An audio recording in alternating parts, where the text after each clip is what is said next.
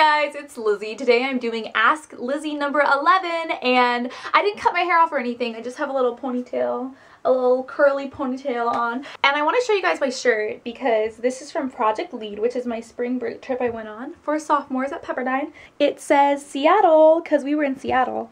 And then the back, what would you do for Jesus if it were not for fear?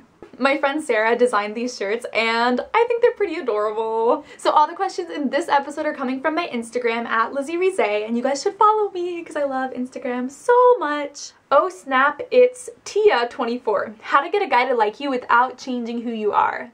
Don't try to get a guy to like you, because if you do, then you're probably gonna end up changing who you are. But if you just go about life like doing your own thing, like being involved at your school, going to class, studying, having your friend group, having your relationship with God, serving the community, if you do all your whole life and you're not focusing on getting a boyfriend, you're just living your life, then eventually a guy is gonna come along and like see you doing all that and love it and like who you are. And so don't focus on trying to find a guy, just focus on your life and on what you're passionate about and pour yourself into all those activities, and then eventually someone will notice and think it's amazing. Alina loves you. How do you do your hair? Okay, so it's curled right now, so when I curl it, I'm gonna make a whole video on how to curl my hair in the future, but I have like a curling iron and I use hairspray and all. But when it's just straight, I just get out of the shower, I part it to the side, and I just brush it, and then it's the way you see it when my hair is straight in my videos. Scrambled eggs Mike. How to be awesome.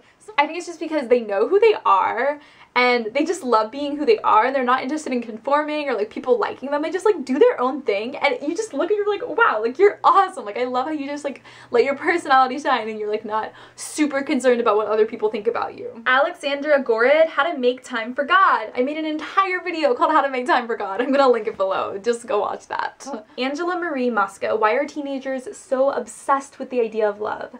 I think the main reason is because love is amazing. Like the feeling of infatuation and the feeling of having that other person who is going to be like there for you regardless, and you can like talk to about anything, and who's your best friend, and getting to be to another person like someone to protect them and someone who they feel like safe opening up to. Like all of that is like really cool, and so obviously people would want that.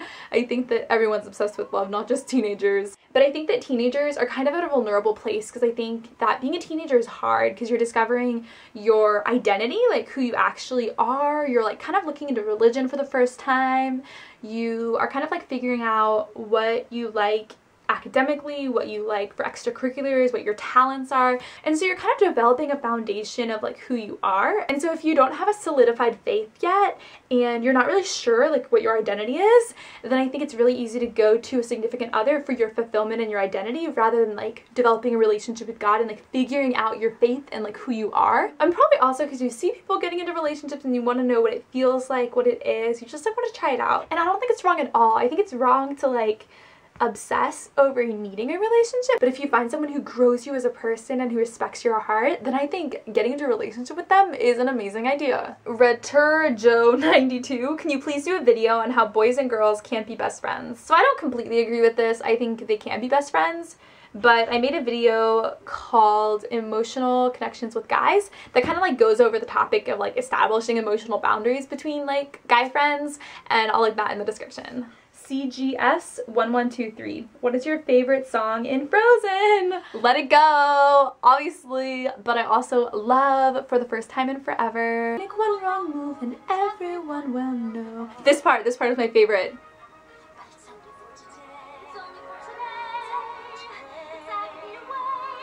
Because they're both singing the same thing but with completely different meanings, and it's just beautiful.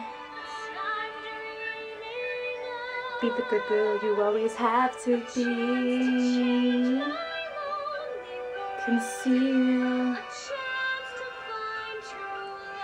Conceal, don't feel them. So I love that part.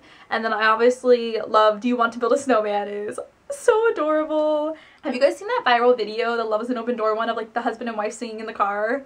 You guys should go watch that. Dat nerd girl dough.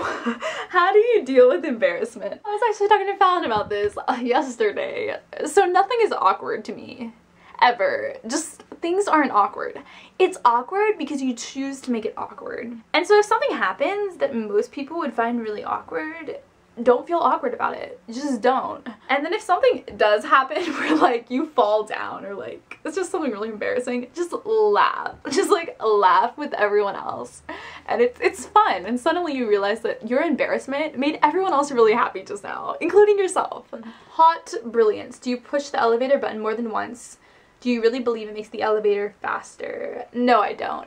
But when I'm crossing a street and you press the button for like the crosswalk, I press that like 5 times. Ooh, I like these questions. If happiness was the national currency, what kind of work would make you rich? Serving other people. Just like something that's like completely selfless. Helping other people. So like counseling, empathy, crying with people, affirming people, telling people why you're grateful they're in your life, thankfulness, anything that involves being thankful. Sparkly cupcake mouse. How do you know if someone is right for you in a relationship? I think that you have to go by intuitions, because if something feels wrong, then there's a problem. If you can like look at the relationship and see that the person is like growing you as a person and like intellectually, emotionally, spiritually, and I guess also you would need to connect with them on all those levels, like intellectually connect with them, emotionally connect with them, spiritually connect with them. It's Julie978. Has God shown you what he wants you to do? If so, how did you find out? I disagree that God creates plans for people's lives like that. I think that there are dozens and dozens of things I could choose in everyday actions and for my future career that would glorify God and that would be on target with God's plan for the world's salvation. Alexander Gorid, has studying philosophy and political science helped you to grow in your faith? If so, how? And how did you get interested in these subjects? Okay, so I'm majoring. My majors are because in high school I did Lincoln Douglas debate, philosophical debate. It involved politics and philosophy. I wanted to find majors that were like debate. And then, yeah, of course they helped me grow in my faith. I feel like anything you learn will connect back to God, but especially philosophy because so much of it involves theology. Like until the past 200 years, pretty much everyone was Christian, and so Christianity was just like a given, God was a given, and so that was like incorporated into like whatever the philosophers were writing. And so like with Descartes, Hume, Plato, Augustine, like everything I read in my classes involves a lot of theology stuff. And then in my ethics class, we're just talking about like morality, and like I'm connecting a lot of it back to the Bible, and it's real. Yeah. I've grown in my faith a lot because of it. R. Murphy 96. How do you deal with procrastination, if at all? So I actually work better when I procrastinate. Like if I'm studying for a test last minute, I will be like on top of it, like so focused. But I also do a reward system so that like I'm not allowed to watch this episode of this show until I'm done studying this, or I'm not allowed to film a video until I finish this homework. And I even will do it with snacks, like you can eat these M&Ms once you finish this reading. And so just do like different reward systems and then like you'll get stuff done. Also, if you're doing an assignment that you have to do on the computer and you're getting distracted by opening up different tabs and like going on Facebook or Twitter, turn off your internet on your computer, and then like when you like have this like automatic like go to Twitter like and you see it's broken, like you'll automatically go back to what you're working on, and that really helps me. Bookwormly, tips on how to make your Bible study devotions consistent. So what I do is I carry around my Bible, my journal, my Jesus Calling Devo, and my Christian Living book that I'm reading at the time around with me all day. I constantly have this with me, and so if I have a 10-minute break here, a 20-minute break here, an hour break here, I can fill in God time into all those times. And so it's not like I do God time at 2 p.m. every day, and if I miss that I don't have God time. It's like whenever I'm free I want to be reading the Bible.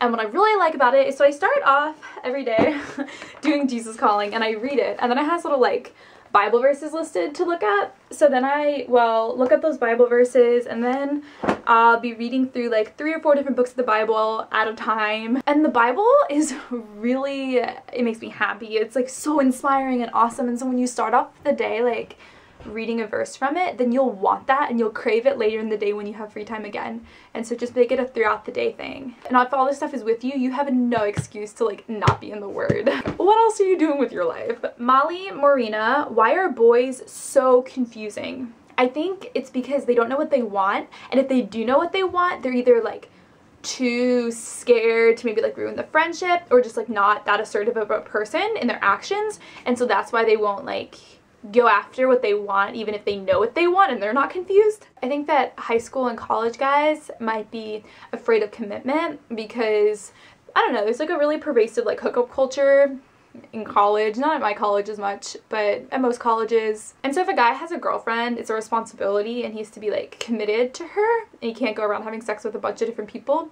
And so some guys might not want that, even if they do like a girl. Ceci, Lizzie, where to start when developing a relationship with God? So you start right here, because this is God's love letter to the world, and it explains who God is, what he's done. It's basically God talking to you, and you can't develop a relationship with God unless you know who he is. And I think there's this superficial idea of like God is all powerful, all loving, all knowledge. What's the third one? I don't even know. Once you really like dig into this book and read about God and his works, and you just like, this is the spiritual history of the world, then you get to know God on like a much deeper level, on a personal level, on this intimate level. And so just like read this and read it with a pen and annotate it and write in it and just like make it your own, write prayers in it, and you will develop a relationship with God, and it will be the best thing in your life. Oh, hey, it's M. How did you get the discipline to be and stay so close to God?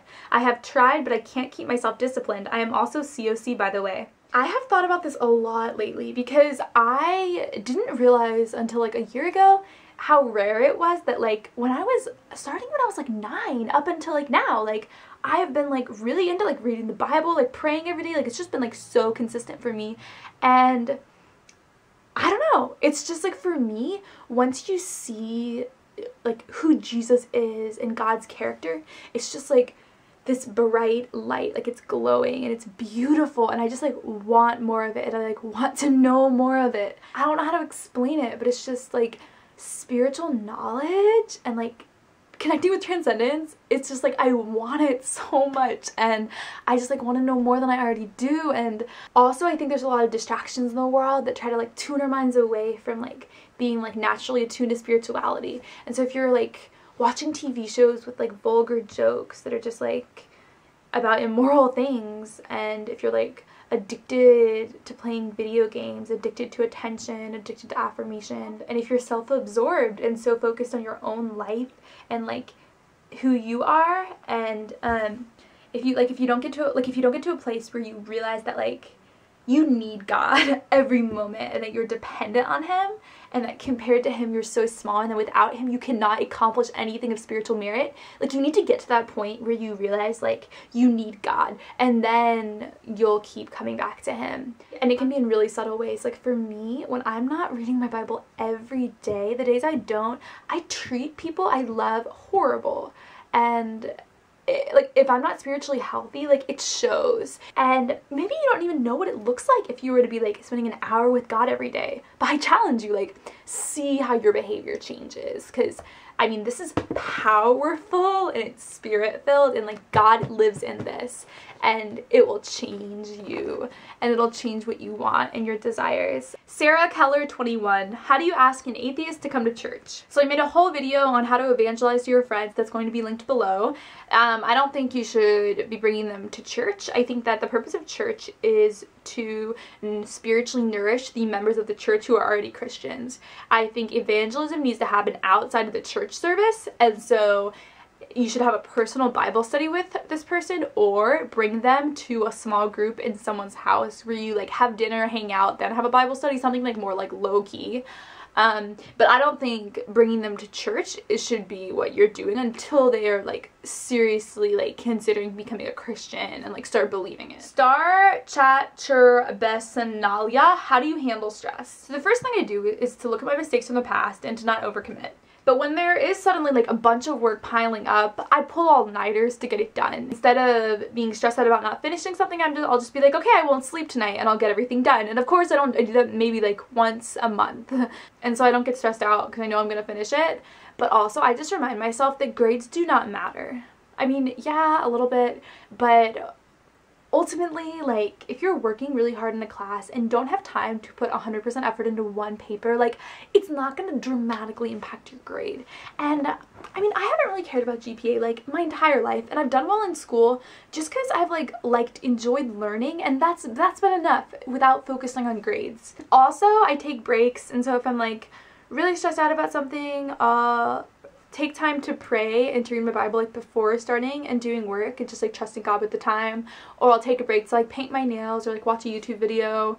And because if you're just like constantly work, like it's not healthy at all. Just Be Weird 329, how to get over a boy. I mean, if it's like a breakup, you need to let yourself cry and process it. So force yourself to think about it a lot if you're dealing with a breakup. But if it's not a breakup, if it's just like a crush who you kind of realize like nothing's gonna happen there, then you kind of want to like stop looking at their Facebook or Twitter and try to like see them around less, hang out with them less, and having them like absent from your life will just make you think of them less. Molly Marina, how you deal with your best friend that's a guy dating someone you don't like. So if it's just a girl who kind of annoys you because you think she's just has an annoying personality, then you need to get over it, because if someone's annoying to you based on their personality, that doesn't mean like they're not a good person, and that doesn't change their value as a person. But if there's something wrong, like she's manipulating him, or she's a horrible person, or she's extremely immature, and he just doesn't see that, then you should tell him. But I also feel like with this question that you like your guy best friend, and that's why you're annoyed, because he's your best friend, and now he has this other girl who's like he's kind of is best friends with because he's dating her. You just need to get over being jealous, because that's not fair to him. Free-Rit99Stir, how to start new friendships or relationships with other girls and or guys in the church. So the best way to get to know someone is to start asking them questions about their lives, and not like deep prying questions, just like basic questions. And it's gonna start off as like superficial in the relationship, but then eventually you're gonna like ask them more questions like, what inspires your faith? What is your favorite aspect of your job right now? What do you want to do with your life? And then like the more you ask them questions, the more they'll feel valued, because like you actually care about who they are and like getting to know them. And also hanging out with people is really important outside of like your church or your small group. Just like doing something fun, like going surfing or going to the mall or going to see a movie, going to Disney or a concert or having a movie night. Just doing something fun where you like connect it with them like on a more fun level rather than just like serious level. Kelly Morton 120, favorite devotionals or quiet time activities. Jesus Calling. Also, I will listen to Christian music on my headphones, and I'll like write down lyrics in my journal. And then around the lyrics, I'll write like what it means to me. And then also I love to pray out loud when I'm praying and sing to God, either like a cappella or like play my guitar and sing worship songs. And then also when I read my Bible, I have like colored pens and highlighters with me. And so I just, write in my Bible a lot, and I don't know, I just think it's so much fun to like write in the margins of like what it means to me. And so just like colored pens and highlighters make your God time so much fun. Jemmy Joy, how to show God's love to non-Christian friends. So the way to love anyone is you care about their lives, and you're selfless in regards to them. You put their needs above your own. When they're having a problem, you show them empathy, and you encourage them, and you affirm them as a person, and you make them feel better about themselves, and you're joyous around them, and it makes them happy, and you're positive towards them. Thank you guys so much for watching, and I love you all so much. Bye!